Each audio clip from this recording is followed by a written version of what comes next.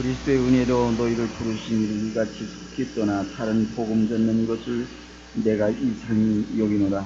다른 복음은 없나니 다만 어떤 사람들이 너희를 요란케 하여 그리스도의 복음을 변하려 합니다. 그러나 우리나 혹 하늘로부터 온 천사라도 우리가 너희에게 전한 복음 외에 다른 복음을 전하면 저주를 받을지어다. 우리가 전에 말하였거니와 내가 지금 다시 말하노니 만일 누구든지 너희의 받은 것 외에 다른 복음을 전하면 저주를 받을지어다. 이제 내가 사람들에게 좋게 하랴 하나님께 좋게 하랴 사람들에게 기쁨을 구하랴 내가 지금까지 사람의 기쁨을 구하는 것이었다면 그리스도의 종이 아닙니다. 오늘 새벽에는 본론, 어제는 문안했습니다. 본론이 1장 6절에서 5장까지입니다. 사실 1장 6절에서 4장까지는 간단합니다. 복음과 율법에 대한 바울 사도의 여러 가지 모양의 언급이 있는 것뿐, 중심은 복음과 율법 관계, 이것밖에 없습니다. 그것을 이렇게 저렇게 그렇게 설명한 것이 4장까지 기록되어 있습니다.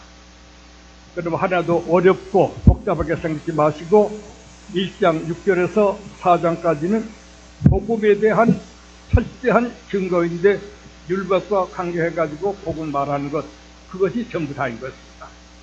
그렇게 하고 읽으시면 여러분도 다 공부 안 해도 다 아실 수가 있습니다. 한 가지 문제는 지금은 바울 사도가 갈라디아서를 쓴 이런 정도가 아닙니다. 유대교 안에 아직까지도 바리새의 사두개 에세니 계파가 아직 있습니다. 바리새는 가장 정통이라고 자신하는 교단이고 사두개는 지식적인 교단, 부활을 믿지 않습니다. 형이상학적인 것은 믿지 않고 형이하학적인 눈으로 보고 귀로 듣고 만져볼 수 있는 이런 진리만을 가지는 사두개 교파.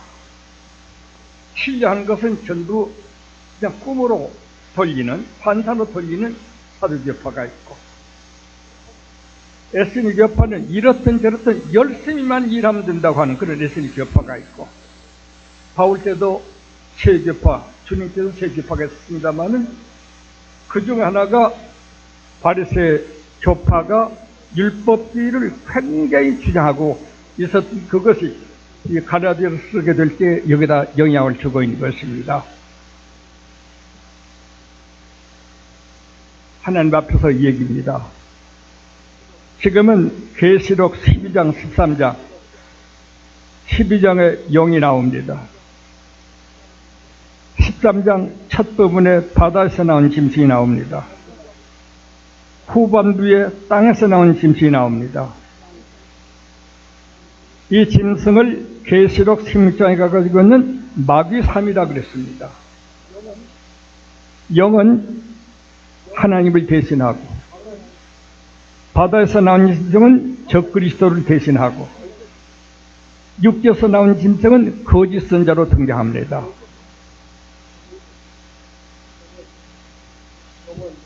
우리들의 영은 지상에서 어떻게 생각할 것인가? 유대교로 볼 수가 있습니다. 바다에서 나온 짐승은 천주교로 볼 수가 있습니다. 천주교, 신교, 이 세 교파밖에 없습니다. 지상에서. 영, 바다에서 나온 짐승, 육지에 나온 짐승. 이 세 교파 안에도 복음을 믿는 개인적인 신자들은 얼마든지 있을 수 있습니다. 천주교 안에도, 유대교 안에도, 신교 안에도. 그러나 전체로는 전부 이단화되어 있다는 것입니다. 유대교는 아직 신약 성경 안 봅니다. 구약 성경만 봅니다. 마리아가 사생아를 낳은 걸 가지고 3이라 간데 넣는다는 건 말도 안 된다고 지금도 그렇게 거절한 걸 내가 직접 유대교 사람들에게 듣고 있습니다.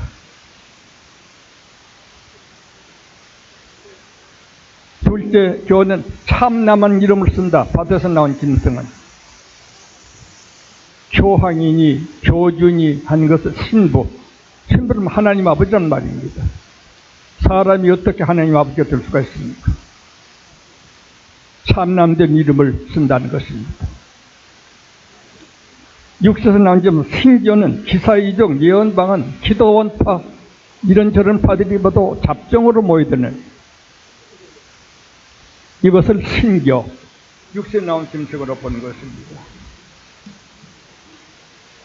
지금은 유대교 율법주의 정도가 아니라 유대교, 천주교, 신교가 형형색색으로 변해서 그리스도 십자가 복음주의를 가졌다 하면서 전혀 상관하지 않는 이런 때를 우리가 당하게 된 것입니다.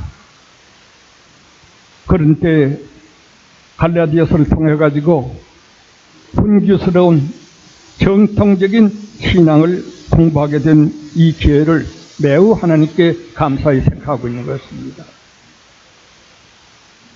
오해하지 마십시오. 유대교 안에도 예수를 잘 믿는 보는 사람들이 그런 교회가 적지 않겠습니다.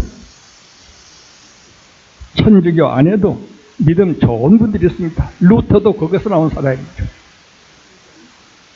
신교 안에도 믿음 좋은 사람이 있지만은 이런 사람은 계시록 12장 17절에 예수의 증거를 그대로 믿으며 계명을 지키는 자라. 예수 마리아 잉태 처녀 탄생 사심 죽으심 부활 승천 재림 그대로 믿고 66권 성경 하나님의 말씀을 순종하는 이런 사람들은 영과 바다에서 나온 짐승과 육신에서 나온 짐승이 모두 잡아 죽이더라 그랬어요. 성교가 된 것. 유대교가, 천주교가, 신교가 예수의 증거를 그대로 증거하고 성경 말씀을 지켜야 한다고 그대로 행하는 사람을 죽인다고. 지금 그런 때가 되어가고 있는 것입니다.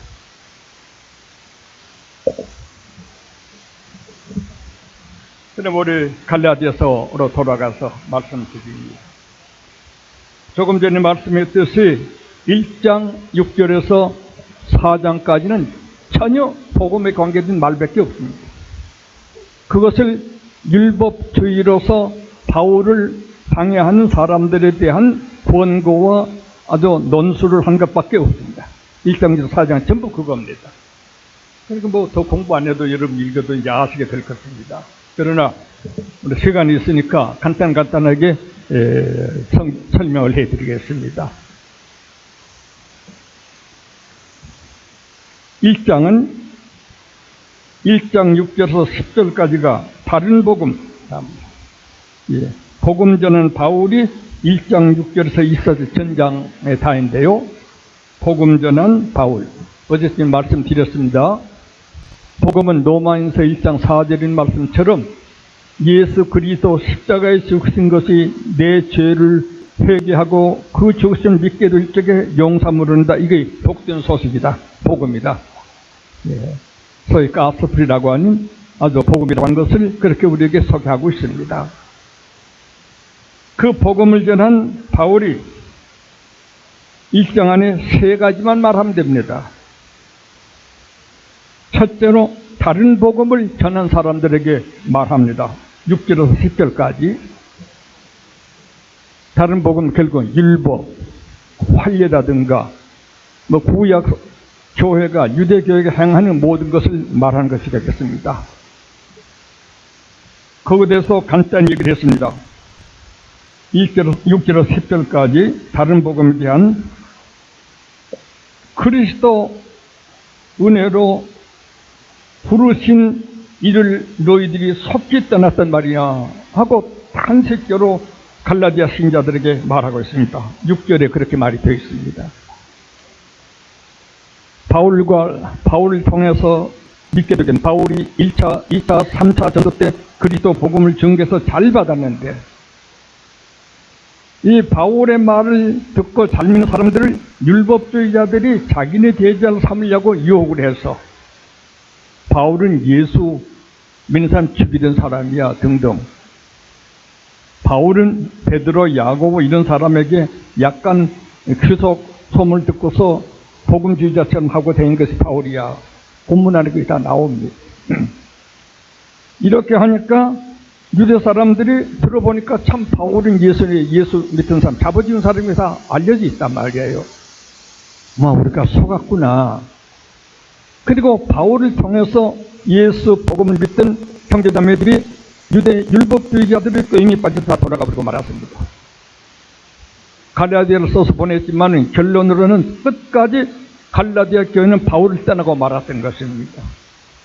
교회 미혹자들이 있은 적 이런 중대한 결과를 교회들이 가져오게 되는 것입니다. 그리고 말합니다. 다른 복음은 없다. 이 지상에 다른 복음은 절대 있을 수 없다. 십자가 의외의 인간에게 복음이 있을 수가 없다. 실제로 강조합니다. 자기에게 전도받았다 떠난 사람들이 이렇게 강조를 하고 있습니다. 어떤 사람이 너희를 소란케 하여 그리스도의 복음을 변하게 한 것이다. 예수는 믿자. 이 사람들은 반대하는 사람 많이 유대 사람이지만은 믿자마는 율법을 무시해서는 안 된다. 율법을 지키면서 예수 믿어야 한다. 그러니까 유대주의에 젖어있던 유대 사람들이 그 말이 훨씬 귀에 익습니다. 바울을 다 떠나게 되었던 것입니다. 다른 복음을 그렇게 말하고 있는 것입니다.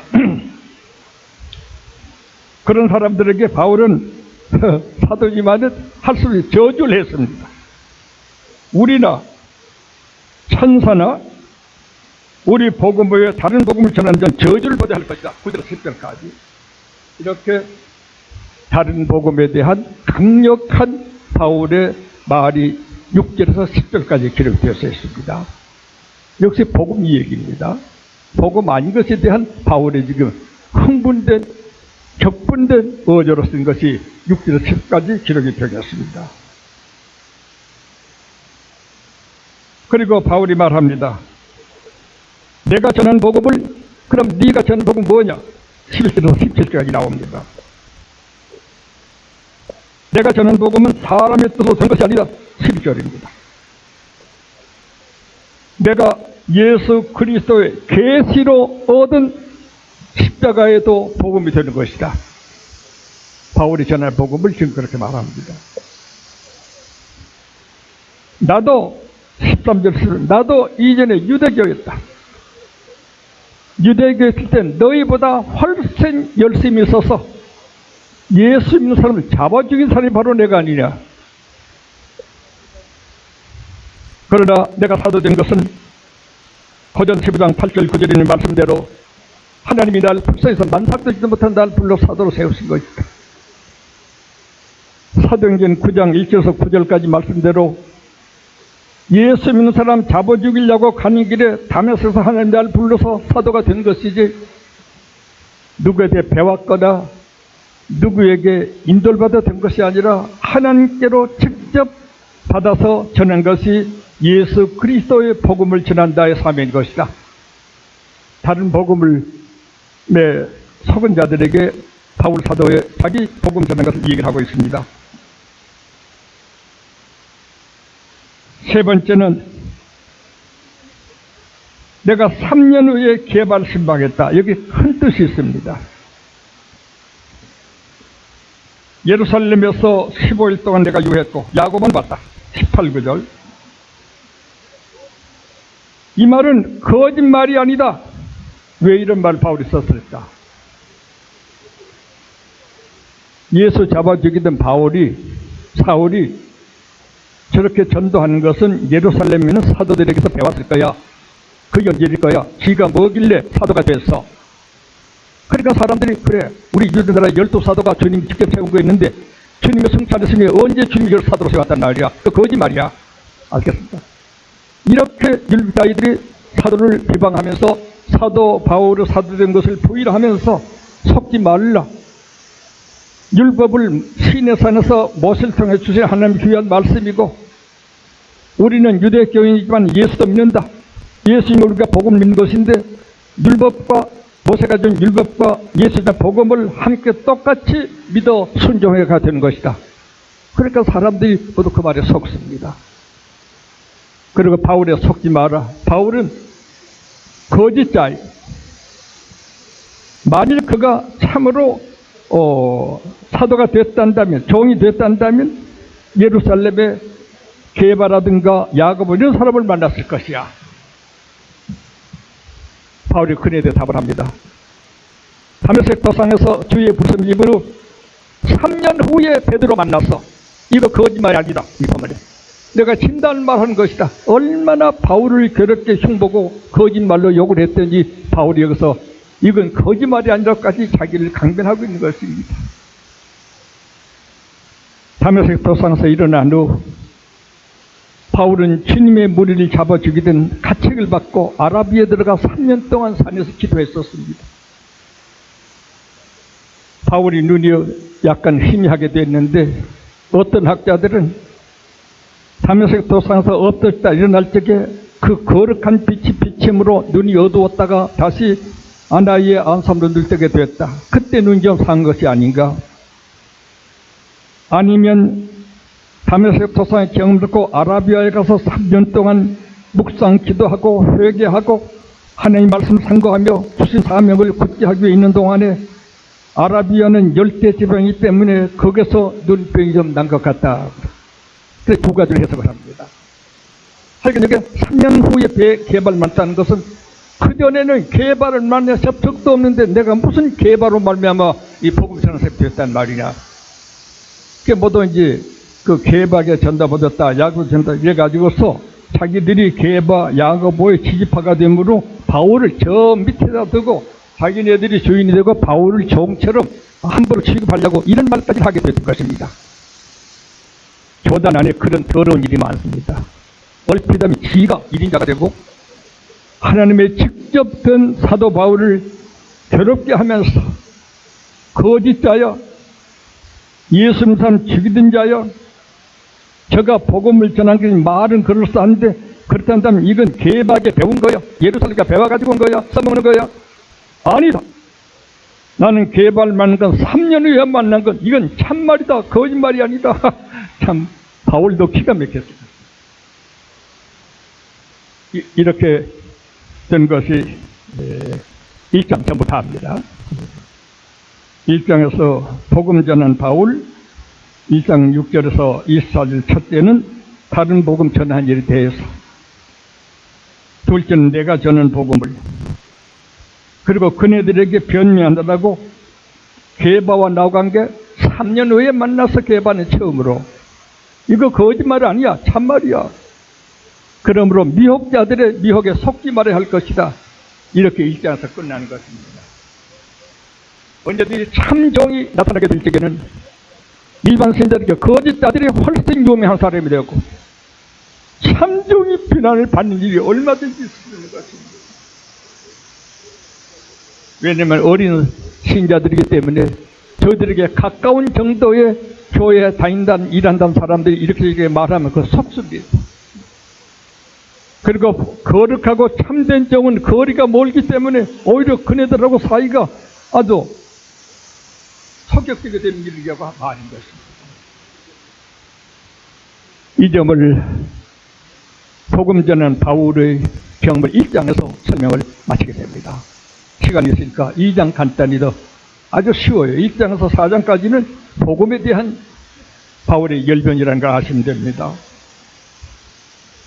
2장은 활례와 신이, 활례받는 것과 믿음의 이익. 유대교에서는 활례를 가지고 굉장히 떠들었습니다. 활례는 율법이 있기도 전 아브라함에게 하나님이 약속하신 표이다. 누구든지 활례를 받지 못하면 절대 구원이 있을 수 없다. 아브라함, 이삭, 당시에 있는 모든 남자들이 활례를 받았다. 그러므로 예수 그리스도를 믿은 우리도 활례를 받지 않으면 절대 구원이 없는 것이야. 이렇게 이렇게 주장을 하기 때문에 2장 덧불 거기에 대한 설명을 바울이 하지 않을 수가 없었던 것입니다. 그거 2장입니다. 2장 다입니다. 그러나 간단하게 2장을 소개해 드리겠습니다. 2장 소개하는 데 대해서 첫 번째는 상경 14년 후에 예루살렘에 올라간 것을 말하고 있습니다. 1절에서 10절입니다. 예. 이 문제는 왜 하느냐면 예루살렘에 올라가 예루살렘 서울이라고 합니다. 그때 올라갔다가 환리 문제 때문에 베드로 개발 책망한 일이 있기 때문에 환리 문제를 강조하는 그 사람들에게 저그가 가장 높이 존경하는 베드로의 실수를 지적해 줌으로 말미암아 베드로 하면서 유혹하는 일을 피하게 하려는 목적이 2장 기록 안에 있는 것입니다. 왜냐하면 14년 전에 올라갔는데 티도와 같이 올라갔습니다. 1절입니다. 이것도 자기 마음대로 올라가는 게 하나님께서 올라가라고 하는 계시로 인해서 올라갔다고 했습니다. 2절입니다. 올라가서 자기는 이방 전도 활동 상황을 예루살렘에 있는 하나님의 종이라는 사람들에게 하나님께서 유대만 아니라 이방에도 이렇게 복음도 활동을 하시더라고 하는 걸 전달했습니다. 그런데 같이 데려간 디도도 환례받지 않는 사람이 이방 사람입니다. 그런데 환례 문제로 논하게 될 적에 바울은 감동 가운데 환례받지 않는 믿음의 젊은 디도를 갖추고 같이 데리고 올라갔던 것입니다. 아주 참 강한 감동과 아주 영리한 종이라고 하지 아니할 수가 없습니다.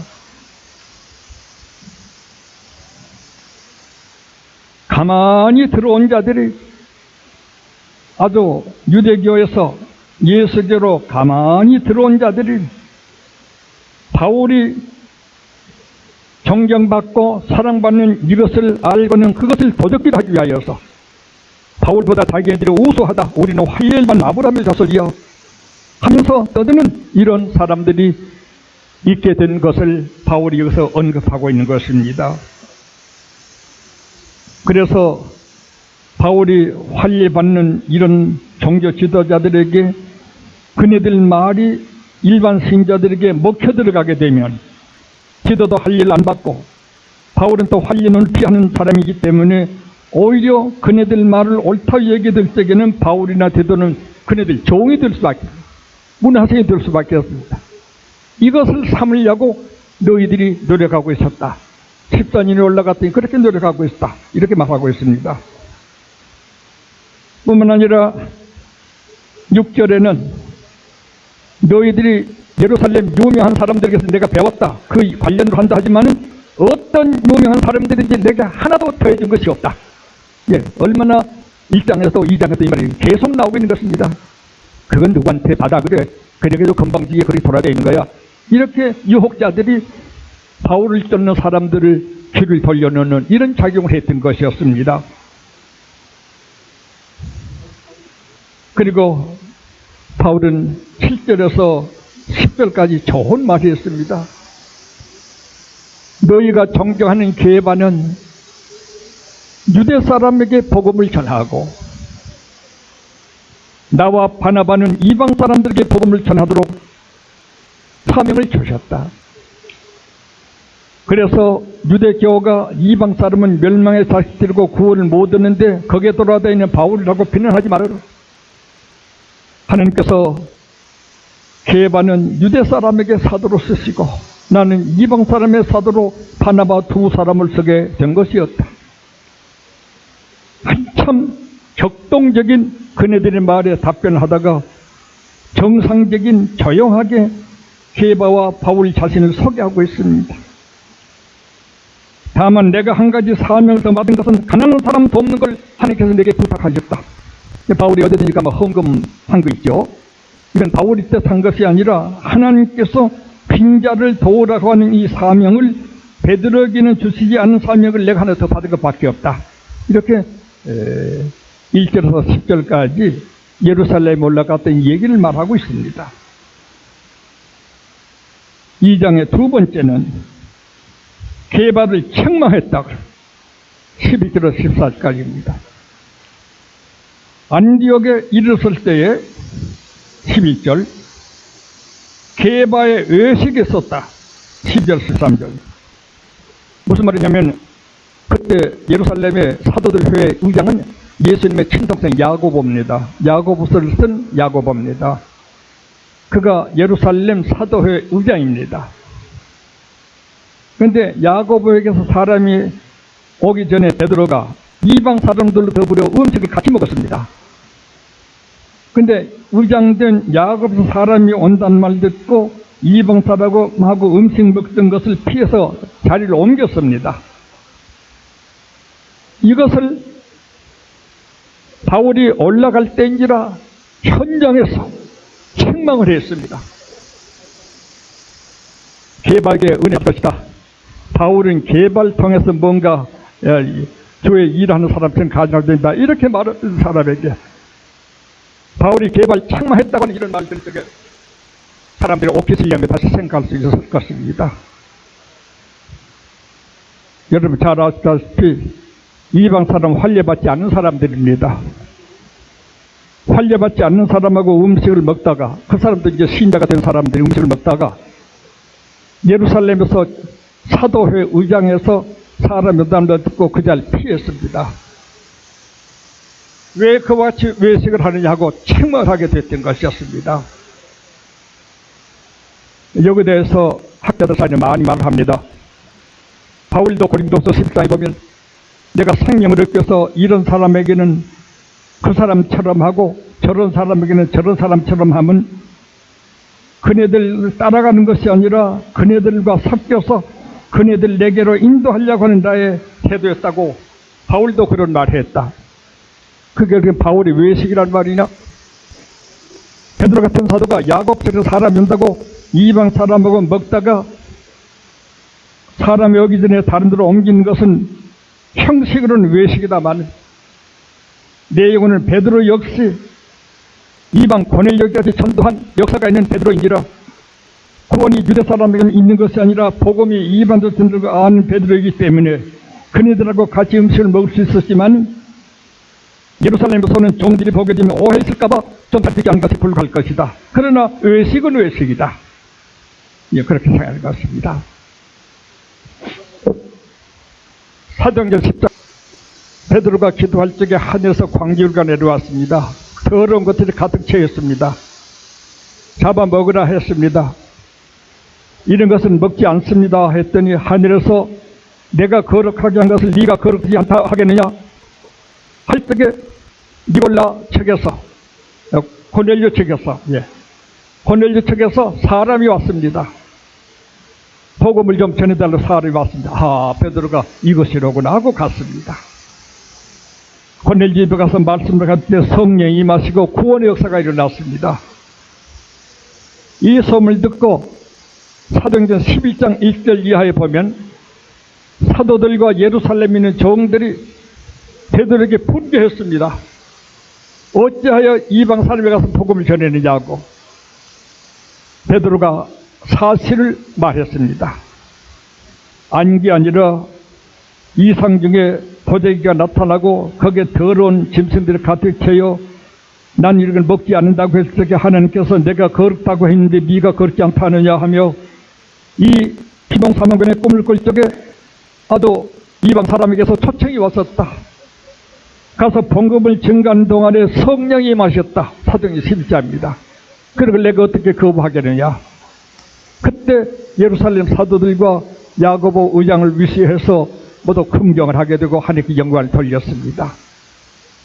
그러면 베드로 자신이 역시 유대교 사도로서 이방 짐승 같은 먹지 않겠다 했지만 하나님이 거룩한 걸 네가 그렇게 않다 하느냐는 책망을 듣고 고넬료의 집에 가서 복음을 증거한 이것 때문에 예루살렘 사도들에게 욕을 먹고 책망을 받는 사도행전 12장 이런 걸 자기도 경험을 했습니다.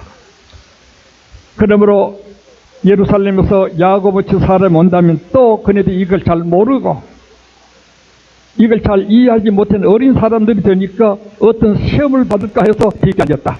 이렇게 생각할 수가 있을 수 있습니다.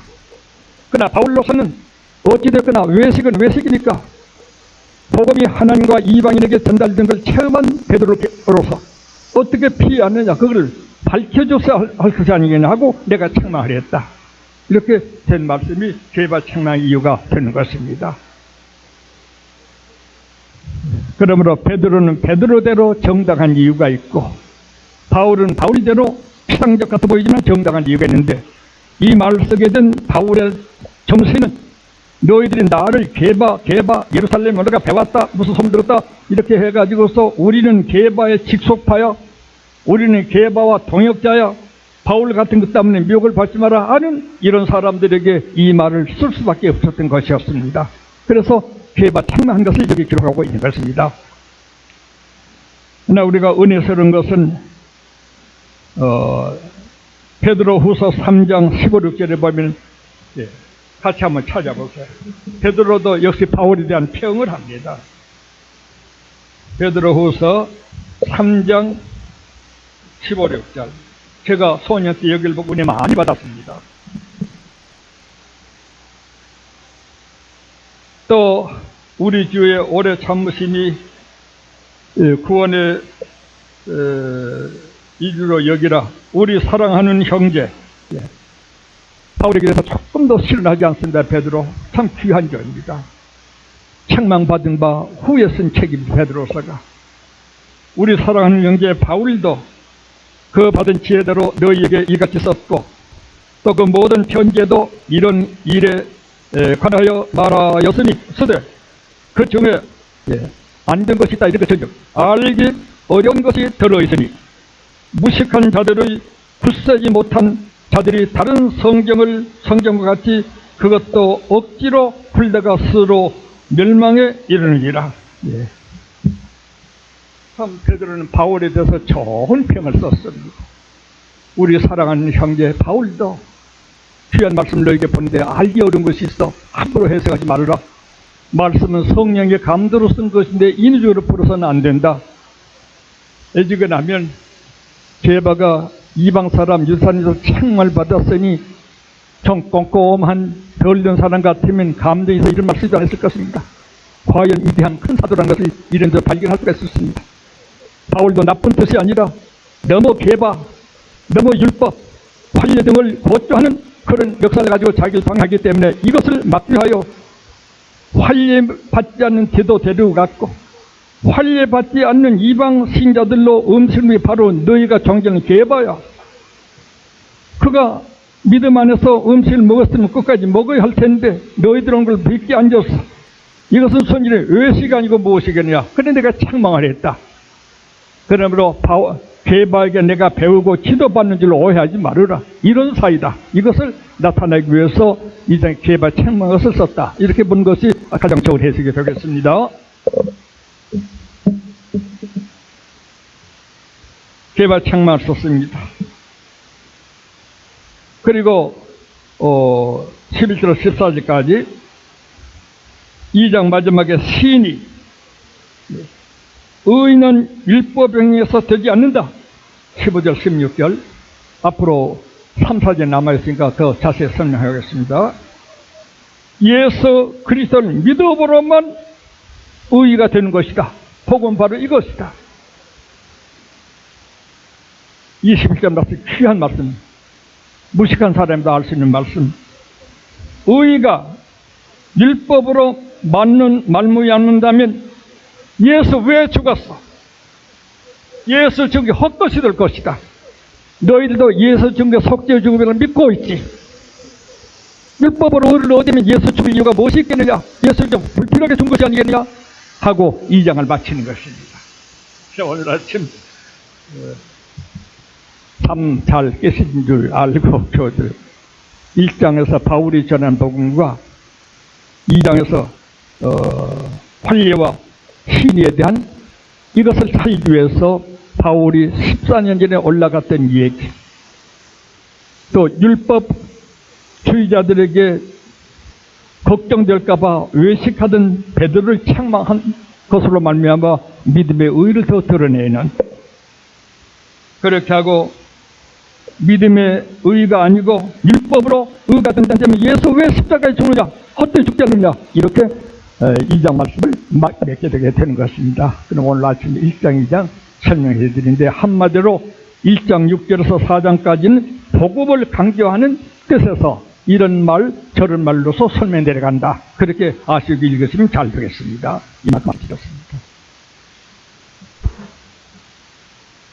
우리 주 예수 그리스도의 무한하신 은혜와 아버지 하나님의 극진하신 사랑하심과 성령님의 감동 감화 충만하심이 어려운 고달픈 우리 생 속에서 물심신으로 교회 충성을 다하던 귀한 자녀들이 주님이 지으신 동산에 나온 이때 오늘 한날을 무한히 기쁘게 즐겁게 행복스럽게 은혜되게 지내게 해주시기를 우리 주 예수 그리스도 이름으로 간절히 축원하옵나이다. 아멘.